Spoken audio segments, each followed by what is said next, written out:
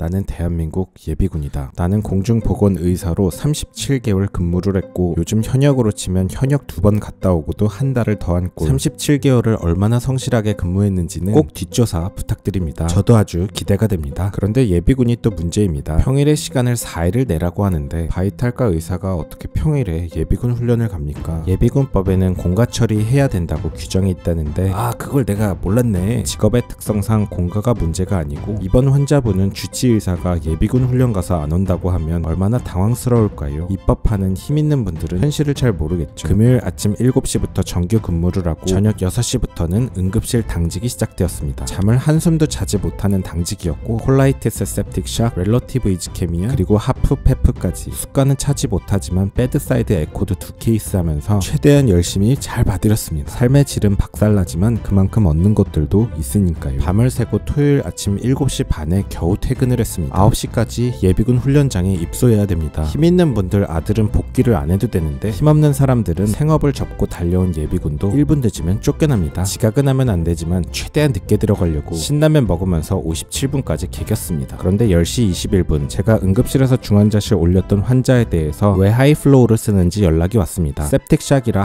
하이퍼벤틸레이션 중이었고 O2 디맨드는 높지 않았지만 데드스페이스 워시아웃을 통해서 레스퍼레이터리 워크 서포트 목적이었습니다. 그런데 문제가 생겼습니다. 훈련 중에 카톡했다고 1차 경고를 먹었습니다. 한 번 더 경고 먹으면 예비군 퇴장이라고 합니다. 내가 아침 7시에 퇴근하고 온 거고 지금 조금 전에 응급실에서 중환자실 올라간 환자 연락 와가지고 그 환자 내가 제일 잘 아니까 좀 얘기를 해야 돼서 카톡으로 답변하고 있는데 내가 좀 한 번만 봐주지. 또 걸리면 퇴소시킨다고 하니까 아니 힘있는 사람들은 면제도 받는데 응급실 당직 두고 잠도 못 자고 주말 예비군 훈련 받으러 왔는데 누가 그랬죠. 바이탈과 애국은 버리는 게 지능순이라고. 솔직히 말해서 그게 틀린 말이 아니라는 걸 나도 모르지는 않는데 알고는 있는데 그래도 이거는 환자분 목숨 바이탈과 관련된 일이었고 이 정도가 양해가 되지 않아서 쫓겨난다면 그나마 있던 애국심도 정말 없어질 것 같았고 이 정도가 양해가 되지 않는다라는 나라도 아닌 거라는 생각이 들어서 이런 이유로 경고 주고 퇴장시킬 거면 퇴장받겠다는 생각으로 개인적인 사정을 다시 다른 분께 말씀드렸고 1차 경고는 취소해 주셨습니다. 집에 와서 생각해보니 이런저런 생각이 들었습니다. 곰곰이 생각해보니 규정상 내가 잘못한 것은 맞고 훈련소 담당 현역은 원칙대로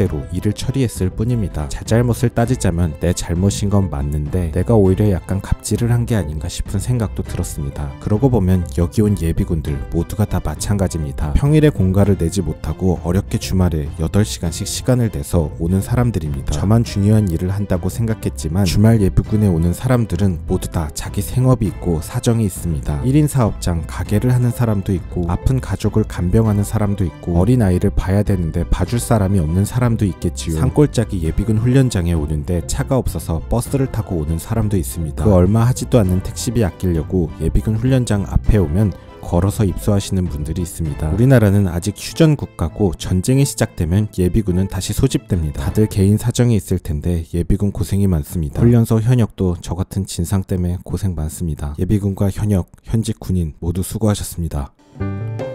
고속도로 1차로는 앞지르기 차로입니다. 계속 주행을 하시려거든 주행차로로 내려오십시오. 앞지르기 차로 계속 주행은 단속 대상입니다.